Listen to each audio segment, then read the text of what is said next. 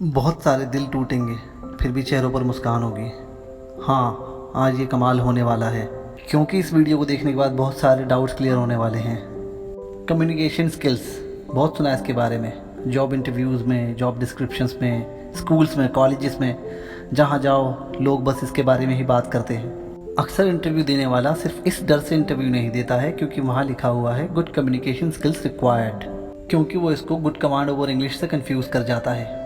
Confusion होना लाजमी है क्योंकि इंटरव्यूअर खुद कंफ्यूज्ड है कम्युनिकेशन वर्ड को लेकर। अक्सर लोग इसको कंफ्यूज कर जाते हैं कि good communication skills means good command over English, यानी अच्छी कम्युनिकेशन स्किल्स का मतलब है अच्छी इंग्लिश होना, जबकि हकीकत में ऐसा नहीं है।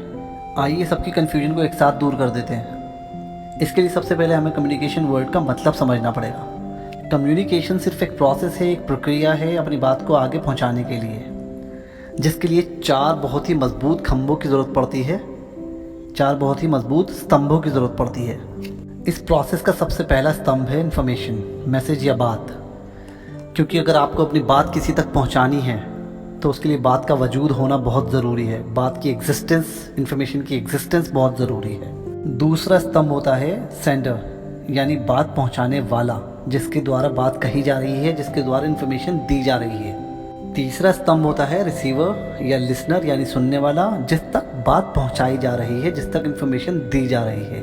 नंबर 4 पर है रिसीवर का फीडबैक, यानी प्रतिक्रिया। इसको एक एग्जांपल के ज़रिए समझते हैं। अगर आप मुझसे कुछ कहना चाहते हो तो इसमें सेंडर की भूमिका में आप हो, रिसीवर की भूमिका में मैं हूँ, और इन्फॉर्मेशन की भूमिका में आपकी वो बात है, आपका वो मैसेज है जो आप मुझ तक पहुँचाना चाहते हो। कम्युनिकेशन का प्रोसेस तब तक पूरा नहीं होगा जब तक मेरा फीडबैक आप तक नहीं पहुंचेगा। तो sender, receiver, information and feedback, ये चारों मिलकर एक कम्युनिकेशन प्रोसेस को कंप्लीट कर देते हैं। कहीं हम कुछ और भूल तो नहीं रहे हैं? जी हाँ, हम उस कड़ी को भूल रहे हैं जो इन चारों को जोड़ती है, यानी भाषा। क्योंकि अगर आपने अपना मैसेज मुझ तक पहुँचा दिया, मैंने सुन भी लिया है, मैंने फीडबैक भी दे दिया है, बट इन सब के लिए हम दोनों के बीच में कॉमन लैंग्वेज का होना बहुत ज़रूरी है, सेम भाषा का होना बहुत ज़रूरी है।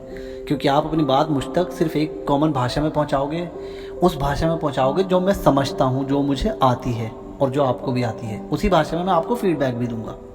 भाषा के बिना सब गुड़गोबर हो जाता है, कम्युनिकेशन प्रोसेस बिल्कुल फेल हो जाता है। जब कंपनीज अपने जॉब डिस्क्रिप्शन में लिख रही हैं कि गुड कम्युनिकेशन स्किल्स रिक्वायर्ड, तो इसका मतलब ये होता है कि उन्हें इफेक्टिव कम्युनिकेटर चाहिए, इफेक्टिव कम्युनिकेशन स्किल्स वाला बंदा चाहिए। इफेक्टिव कम्युनिकेशन स्किल्स का मतलब होता है कि आप अपनी बात कितने अच्छे से दूसरे बंदे तक पहुंचाते हो। और यही वो फैक्टर आता है जब लोग गुड कम्युनिकेशन स्किल्स को गुड इंग्लिश से कंफ्यूज कर जाते हैं। इंग्लिश कम्युनिकेशन स्किल्स नहीं है, बल्कि एक भाषा है जो इस प्रोसेस को पूरा करती है। दिल टूटने की बात मैंने इसलिए कही है क्योंकि जो भी मेहनत इंग्लिश सीखने के लिए या इंग्लिश को इम्प्रूव करने के लिए आप लोगों ने अब तक की होगी, ये सोचकर कि इंग्लिश सीखने से कम्युनिकेशन स्किल्स भी इम्प्रूव हो जाएंगे, तो वो मेहनत सिर्फ और सिर्फ इंग्लिश सीखने पर की गई है, ना कि कम्युनिकेशन स्किल्स को इम्प्रूव करने के लिए। और चेहरों पर मुस्कुराहट की बात मैंने इसलिए कही है क्योंकि अब लोगों को पता चल गया होगा इंग्लिश सिर्फ एक भाषा है, ना कि किसी की काबिलियत को मापने का पैमाना या मापदंड।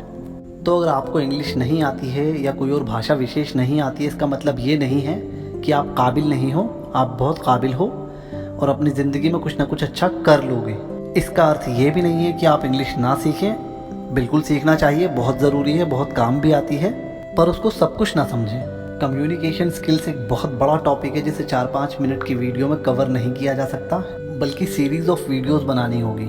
आई स्टिल होप कि मैंने बहुत सारे डाउट्स आपके क्लियर कर दिए होंगे। फिर भी आपके मन में कोई क्वेश्चन हो, कोई डाउट हो, तो मुझे नीचे कमेंट सेक्शन में लिखकर भेज सकते हैं और मैं जल्द से जल्द आपके क्वेश्चन को रिप्लाई करने की कोशिश करूँगा। Thank you for watching this video.